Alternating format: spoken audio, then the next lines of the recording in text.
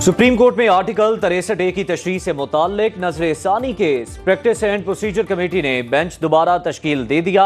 Justice Naeem Akhtar Afghan की शमूलियत से 5 रुकनी लार्जर बेंच मुकम्मल। समाअत कुछ देर बाद होगी। चीफ जस्टिस काजी फायज ईसा की ज़ेर सदारत प्रैक्टिस एंड प्रोसीजर कमेटी का इजलास हुआ। चीफ जस्टिस काजी फायज ईसा और जस्टिस अमीनुद्दीन खान ने शिरकत की। जस्टिस मंसूर अली शाह शरीक ना होने पर नया बेंच तश्कील दिया गया।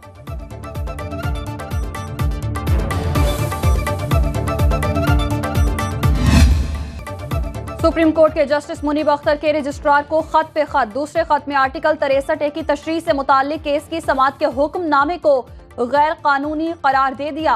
दूसरे खत में लिखा 5 रुकनी लार्जर बेंच ने केस की समाअत करना थी।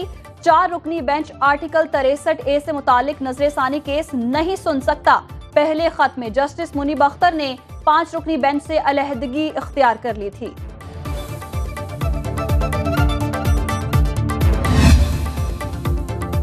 वज़ीर आज़म शहबाज शरीफ वापस वतन पहुँच गए। शहबाज शरीफ अक़वाम मुत्तहिदा की जनरल असम्बली से खिताब के लिए अमरीका गए थे। वापसी पर लंदन में 3 दिन क़याम किया। पाकिस्तानी हाई कमीशन के अमले ने वज़ीर आज़म को लुटन एयरपोर्ट से अलविदा किया।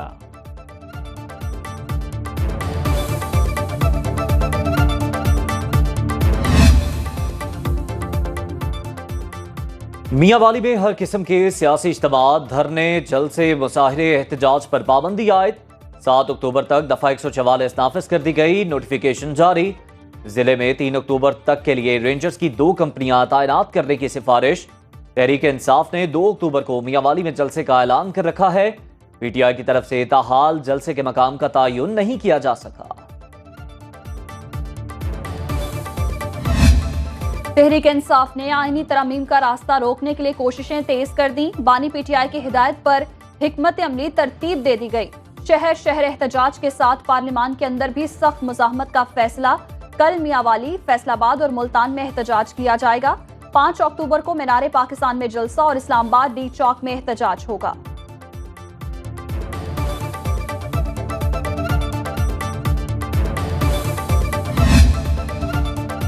वफाकी वज़ीर दाखिला मोहसिन नकवी की JUI के सरबराह मौलाना फजलुर रहमान से मुलाकात।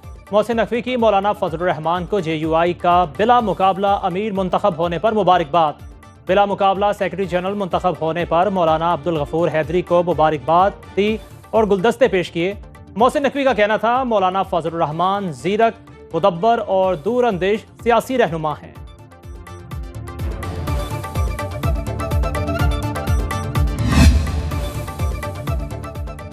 हुकूमत का एक बार फिर अवाम को रिलीफ। पेट्रोल 2 रुपए 7 पैसे फी लीटर सस्ता। नई कीमत 247 रुपए 3 पैसे हो गई। डीजल की कीमत में 3 रुपए 40 पैसे कमी। नई कीमत 246 रुपए 19 पैसे मुकर्रर। मट्टी का तेल 3 रुपए 57 पैसे सस्ता होने के बाद 154 रुपए 90 पैसे फी लीटर हो गया। अवाम का मिला जुला रद्द अमल। किसी ने कीमतों में कमी को सराहा तो किसी ने मजीद रिलीफ का मुतालबा कर दिया। बढ़ाते 20 रुपए 30 रुपए हैं, कम करते हैं रुपया 2 रुपए।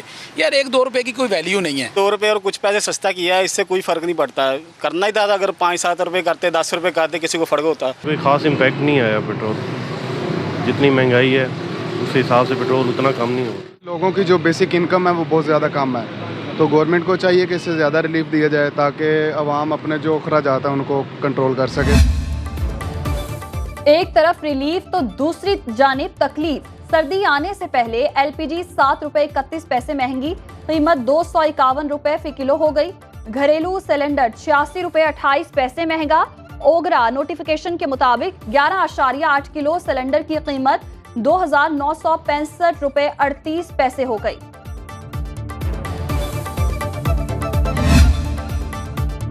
इनकम टैक्स गोशवारे जमा करवाने के लिए 14 अक्टूबर तक तौसी कर दी गई। चेयरमैन FBR के तलब करदा हंगामी इजलास में ऐलान किया गया। नोटिफिकेशन जारी।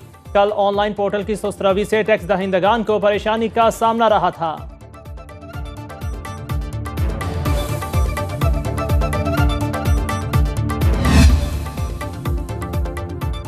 PIA की निजकारी अमल में ताखीर। कौमी एयरलाइंस के शेयर की कीमत 2 दिन में 2 रुपए 17 पैसे कम हो गई। निजकारी अमल में 1 माह की तौसी के बाद चंद सरमायाकारों के कुछ शराइत पर तहफ़्फ़ुज़ात। जराये के मुताबिक एयरलाइन खरीदार को आइंदा 3 बरस में $50 करोड़ सरमायाकारी की यकीन दहानी कराना होगी। जहाजों की तादाद 18 से बढ़ाकर 45 करने की यकीन दहानी भी तलब। मुकर्ररा तारीख तक सिर्फ ब्लू वर्ल्ड सिटी ने रजामंदी जाहिर की थी। निजकारी कमीशन ने बगैर मुशावरत के बिडिंग की तारीख 1 माह बढ़ा दी। लाहौर हाई कोर्ट मुनशियात के मुकदमे में गिरफ्तार मुल्जिम इमरान अली की दरखास्त पर समाअत। एडिशनल आईजी ने मुकदमात के चालानों से मुतालिक रिपोर्ट पेश कर दी। रिपोर्ट के मुताबिक 20,979 मुकदमात के चालान ज़ेर इल्तिवा हैं। 2022 के तमाम मुकदमात के चालान जमा हो चुके। 2023 के 33 मुकदमात के चालान इल्तिवा में हैं।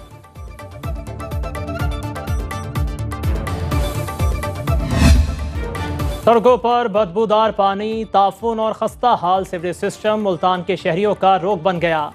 शहर में वासा की 2000 किलोमीटर तवील लाइन है, लेकिन आधी से ज्यादा बोसीदा और नाकारा हो चुकी है। शहरियों का जीना हराम। बारिश के पानी की वजह से मेट्रो रूट बैठ गया। कई रोज तक बस सर्विस भी मुअत्तल।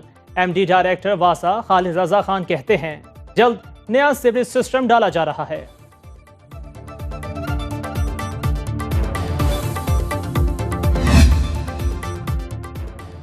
जंगी जुनून में मुब्तला इसराइल ने एक ही वक्त में 4 मुल्कों में जंग छेड़ दी। सेहूनी फौज के गजा, लबनान, शाम और यमन पर मुसलसल हमले। गजा में नुसीरत पनाह गुज़ीन कैंप पर हमले में 11 फलस्तीनी शहीद।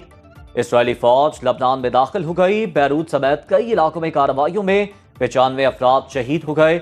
हमास, यमनी होसियों और हिजबुल्लाह के खिलाफ कार्रवाइयों के नाम पर इसराइली फौज के शाम और यमन पर हमले भी जारी।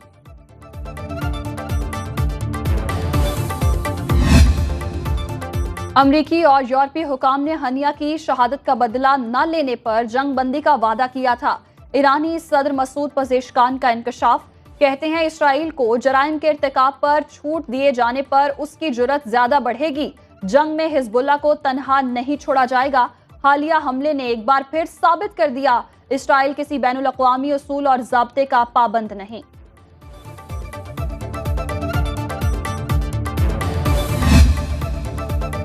एंटोनी ब्लिंकन की जयशंकर से मुलाकात से कबल सिख रहनुमा गुरपतवंत सिंह का अमरीकी वजीर खारजा एंटोनी ब्लिंकन को खत। सिख रहनुमा ने खत में लिखा कि मोदी सरकार बैनुल-अक़वामी जुराइम जारी रखने की तरगीब दे रही है। भारत ने खालिस्तान के हामी सिखों को अमरीका, कनाडा, ऑस्ट्रेलिया और पाकिस्तान में निशाना बनाया। नरेंद्र मोदी और उनके किराए के कातलों के खिलाफ कानूनी कार्रवाई की जाए। मोदी हुकूमत की मुझे मारने की बेलगाम कोशिशें कर रही है। अगर किसी साजिश के दौरान मुझे कत्ल किया गया तो इसके जिम्मेदार भारतीय वज़ीर आज़म, भारतीय सफ़ीर और रॉ चीफ होंगे।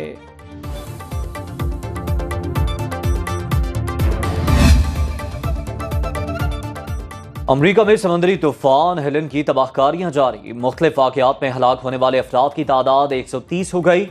6 रियासतों में बड़े पैमाने पर तबाही। कई सड़कें और पुल तबाह। लाखों अफराद बिजली की सहूलत से महरूम। इमदादी काम जारी। सदर जो बाइडन की सैलाब से हलाकतों की तादाद बढ़ने पर इजहार अफसोस। कहते हैं मुतासरीन के नुकसान का मदावा करेंगे। नायब अमरीकी सदर कमला हैरिस का भी सैलाब से मुतासर अफराद के अहल खाना से इजहार तासीर।